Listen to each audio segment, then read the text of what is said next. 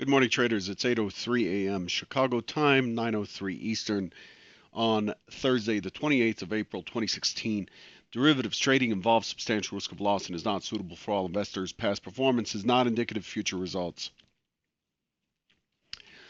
The most important piece of news, of course, is the Bank of Japan shocked everyone in a surprise 8-1 vote where it held its asset purchase program at 80 trillion yen. The market was expecting more QE from the Bank of Japan since the results of the existing QE program were quite muted. Most economists had expected the central bank to increase the size of its program. Additionally, the Bank of Japan held its key interest rate at negative 0.1% and lowered its growth and inflation forecast for the next couple of years.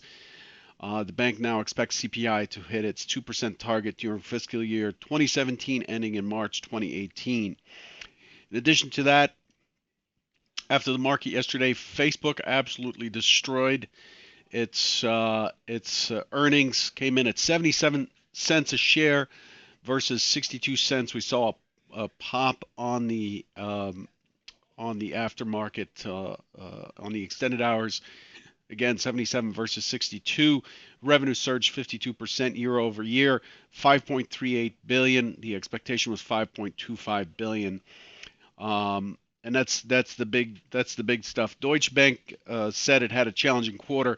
It had a profit plunge of 58% to 236 million euros, beating the 249 million euros expected. So there's a little bit of positive news on Deutsche Bank there.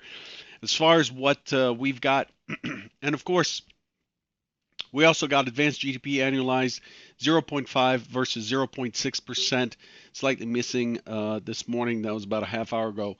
Personal consumption 1.9 versus 1.7%. And jobless came in at 257,000 versus 259,000, slightly better. Continuing claims in the U.S., 2.13 million claims versus 2.14 expected. As far as what we're expecting for the rest of the day, we're looking for EIA natural gas, looking for 70 at 9:30 Central, 10:30 Eastern, and Kansas City Fed manufacturing activity at 10 Central, 11 Eastern, no estimate. And then earnings after the market, we're looking for Amazon, Amgen, and Gilead as the key players there. No speakers. So that's how things are shaping up. As far as what we have from yesterday in review, let's bring that up here. So this is what we expected yesterday as a primary hypothesis. We expected an open auction in range on the open, which we didn't get. We got an open drive opening type, switch to yellow. So we expected an open auction in range here, and instead it actually took off quite strong off the open. The primary hypothesis was a push up towards the 85.50 area and a rotation down to 75.50 before the Fed, and then we expected it to kind of chop around with no further indication on that hypothesis going forward. However, Hypo 2 played out almost completely. Hypo 2 was looking for a push up into that 85.50 again, and then a push down. The main bias here is a push down and test to 75.50, and then later in the session, the expectation was 93 and a quarter. 93 and a quarter was the upper high volume node right here. So what the market's doing is it's moving from this high volume node to the point of control, and it's basically testing down, up, through, up, back down, up, through, back up, and that's where we ended up in the yesterday with a test of the upper volume node, which is at 93 and a quarter. That's the expectation. On top of that, I tweeted out yesterday that the expectation is for 93 and a quarter on the push up. That tweet came out at 123. Here it is. Yes, has traversed the MC from the high volume node, the composite high volume node below at 75.75 to the low volume node at 2090 that was discussed in that morning's session. I'm still looking at 93 and a quarter as a key target above at 1:23 p.m. Central. That's when it was sent out. And you could see here that what ended up happening is right here. We started out the day with a strong push up. That was taken back. We pushed down to 76 and a quarter, 3 ticks short of the 75.75. And then the FOMC bar is right here. You can see the low of the FOMC, 77.50. If you have flex levels, you should see this line pop up on your screen. The IRT flex levels, you'll see that line pop up on the screen. There's the FOMC scene of the crime price at 81.50, the low at 77.50, and the FOMC high, the first move high is at 90 and a quarter. You should have seen those. So the FOMC comes in at 1 Central, and again 123 I posted. I'm looking for 923, the high day, or 93 quarter. The high day is 94. 94, and then it rotated down 6 points into the close. The day yesterday was neutral. In addition to the this being the MC high volume node, it was also 2 times the IB. This is something I have not talked about openly before. 2 times the IB projected is this dotted line. You can see there's some confluence there.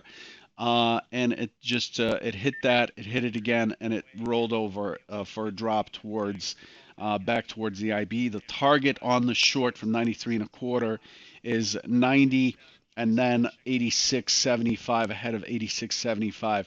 The market ran out of time. Again, neutral day, technically a neutral extreme in some ways.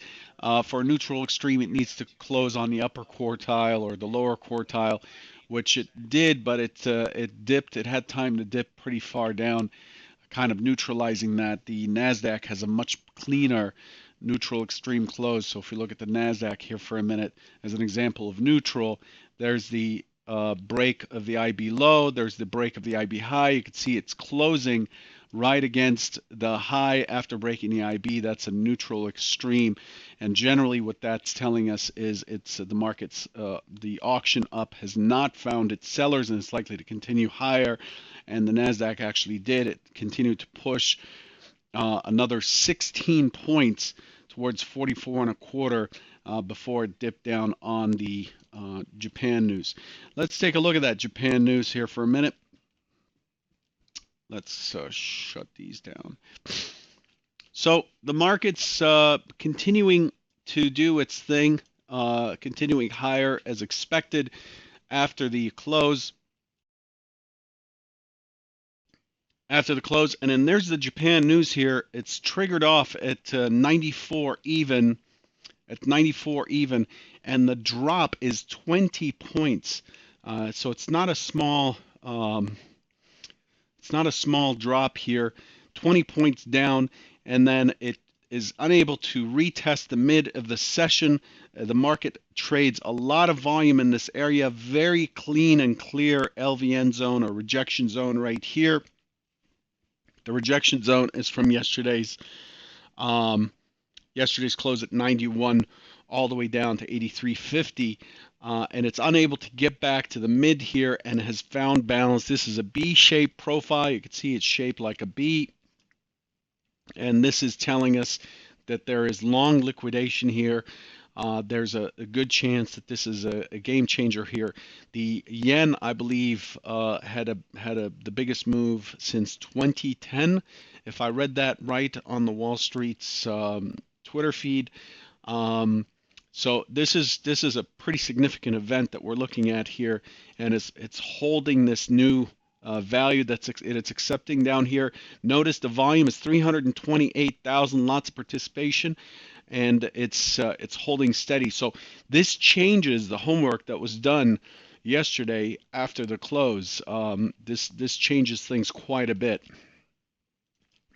And for those of you who just joined, I want to remind you that I'm just taking 5 minutes to talk about a very important topic once I'm done with the hypos. So if you want to hang out after that, it shouldn't take very long. I have 2 minutes left to this trader bite.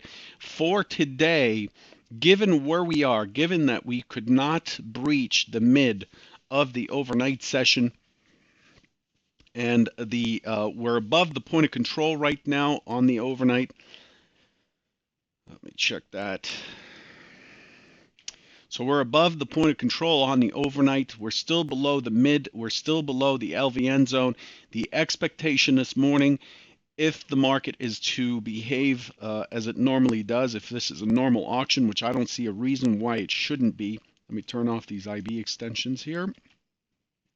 And we extend this balance forward because we're still continuing to be in balance here since the 13th of April, 2 weeks now.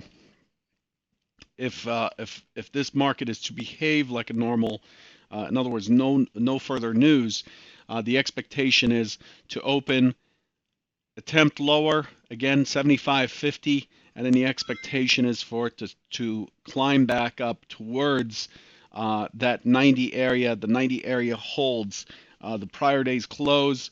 We're trading the FOMC range right now, and the FOMC brought us some buying.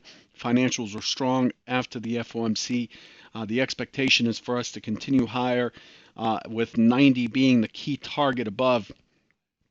And that closes the gap and brings us back to that low volume node right back in here. And that'll give us a thorough test of this middle high volume node. And again, a rejection of the 75.50. That's hypo 1. That's the primary idea for this morning. Is I'm going to be looking for any indication of support from buyers, and then I'm looking to get long and push through the MC point of control at 85.75 all the way up to 90. That is the key trade of the day. The secondary opportunity is it opens in range, in value, attempts higher, unable to push through, finds its sellers, and starts rotating down. As I've said multiple times before, this is the better opportunity. This is the better trade. The trade down that takes us into the gap zone to clean up that structure below is likely to be a better trade for us. Notice that even though we dropped 20 points, we still held the 2070 and a quarter against the 2071 low. We are completely behaving in balance so far. The market's just finding its buyers anywhere between 2070 and 2075.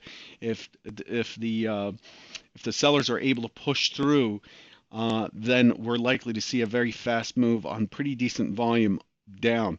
But with the market opening up the way it is likely to invite a pretty strong move out of here. The MC is not quite mature yet. It's fattening up, but it still has three distinct areas. It's not filling in yet. So as we move from one area, we run into another. It is not a profile that's looking sharp or looking balanced that would portend that we are ready to move out of here.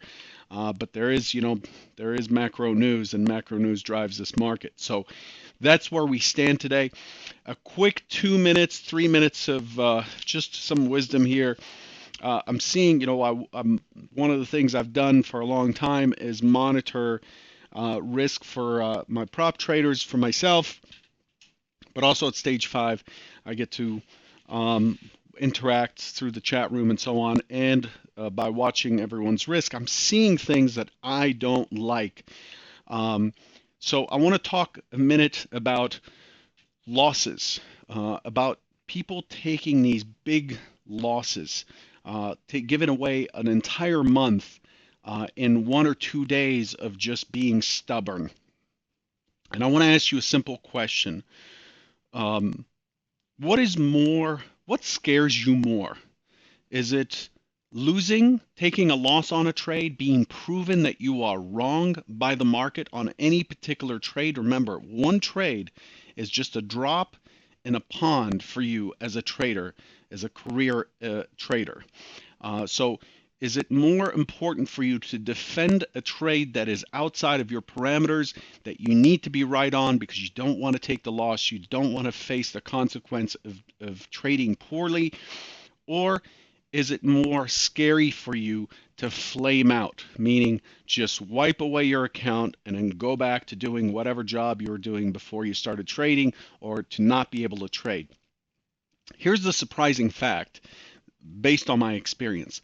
There are more people who are willing to or are scared to take a loss than the prospect of not being able to trade again tomorrow because they've wiped away their account. There are more people willing to give away their entire account to defend a poor trade that just trades don't get out of control. We allow them to. We're in control. We get to click out.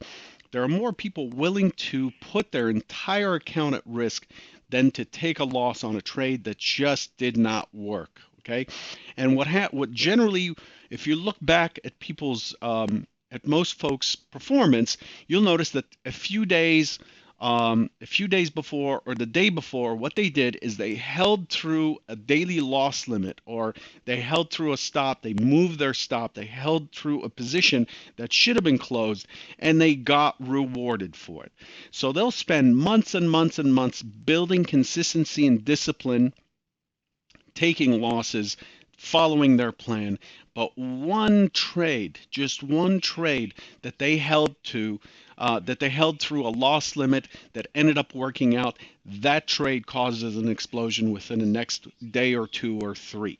Because what's happening there is you take a habit that requires a lot of discipline and grit. Um, they're taking a habit and they're throwing it away, and they're being rewarded by taking a chance and extending the risk for that chance. Their win-loss ratio is wacky, and what happens is now you no longer have any parameters or limits as to how big a loss you'll take to defend a position. Here's my advice: take the damn loss. Just take the loss. Set your limits, take your loss, and if you reach your daily loss limit, take your loss limit and wrap it up. Document it, journal it, come back another day. Your goal is not to defend one trade. This is like you as a general leading troops into battle, and you stubbornly decide to keep sending the next soldier and the next soldier and the next soldier to take on a sniper post somewhere in a village. You're just stubbornly pushing people in. You're going to give up the entire platoon just because you can't stand uh, you can't stand taking that loss. It is best to pull back. It is best to regroup and come back with a different plan or a new approach, or let the market just settle out. Just take the loss. When you have a bad day, do you say screw it, or do you see this as an opportunity to improve some weak aspect of your risk plan or yourself as a trader? Every time you give up a large loss, it is not time for you to say, this game is rigged, this is terrible, whatever.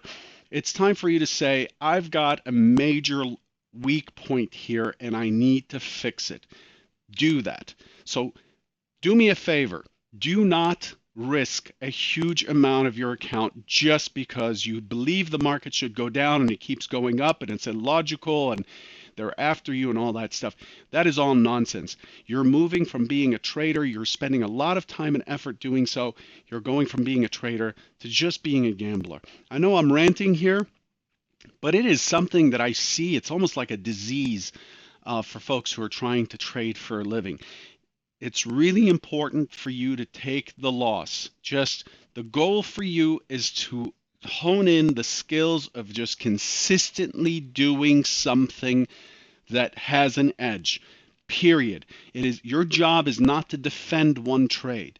Your job is not to avoid a loser. That is not your job. Your job is to consistently follow a plan. Consistently. If you breach that trust that you have in yourself, that you will take yourself out, the damage from that is extensive and it takes days for you to get over it. How do you trust that you'll do the right thing on the next trade if you just gave up half your account on the last trade unnecessarily? The rant will stop right there. I just want to leave you with that. It's really important to stop doing these things that set us back, that wipe away a month or two of profits and progress and set you back to stage 2 instead of moving to stage 3 or stage 4 in your competence as a trader. I hope you heed those words. Just take the loss. Take the loss every time. Discipline is your key ally. Just stick with it. Good luck.